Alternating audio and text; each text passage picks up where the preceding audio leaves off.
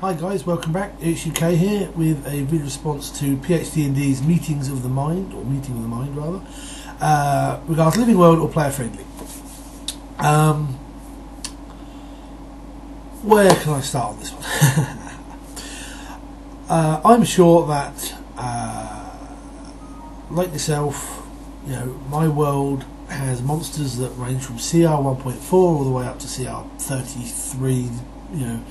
These creatures exist in that world, in our campaign world.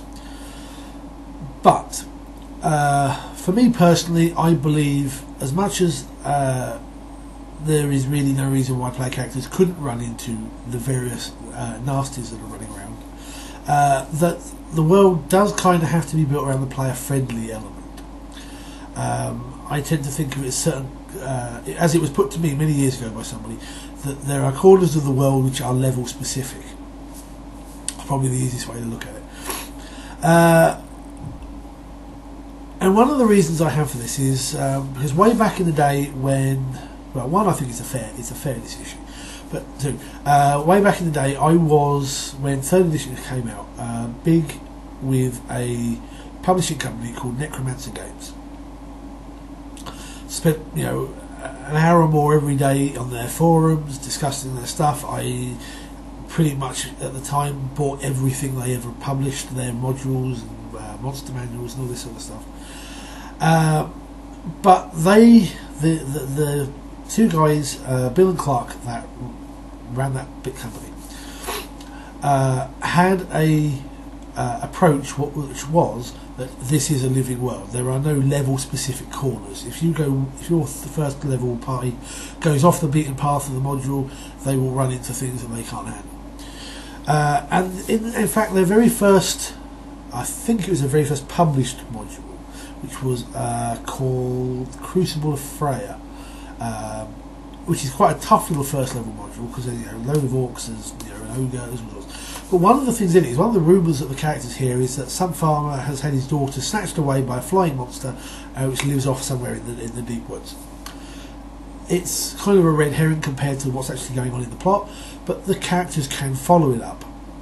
And basically, and I think after 13 years almost, I'm not going to be spoiling anything for you, the beastie that swooped in and taken the child is a manticore, which, let's be fair, I think first level parties are going to have a hard time dealing with. But the thing was, even if they don't go looking for that, the manticore appears on the local wandering monster encounter tables. And I kind of have issues with that sort of style of play because it's highly unfair if the GM's going to be the sort to let the dice fall where they may in that regards, then you could potentially end up with one very dead first level party. Especially if they think that this is suitable, the scenario is suitable for their levels, and that's one of the reasons why I like to have the player-friendly level-specific region. I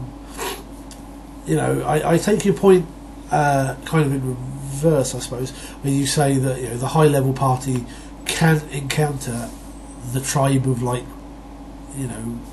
first level experts or warriors, the normal sort of stats one, and they'll just muller them. They'll just walk through and go spud, spud, spud, spud, stab to death them, and they can wipe the whole lot out. You can run into things a lot weaker than you, but I think anything that's too big, anything that's too nasty that the party can't handle, shouldn't make an appearance.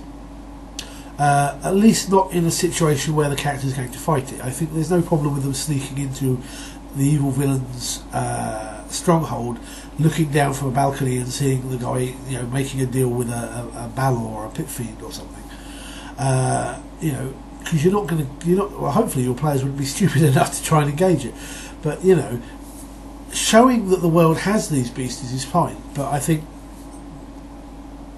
having a situation where you throw them up against something they can't handle is pretty much a no-no. But anyway, that's my thoughts on it. Thank you for the topic, and I look forward to the next one. Take care and good gaming.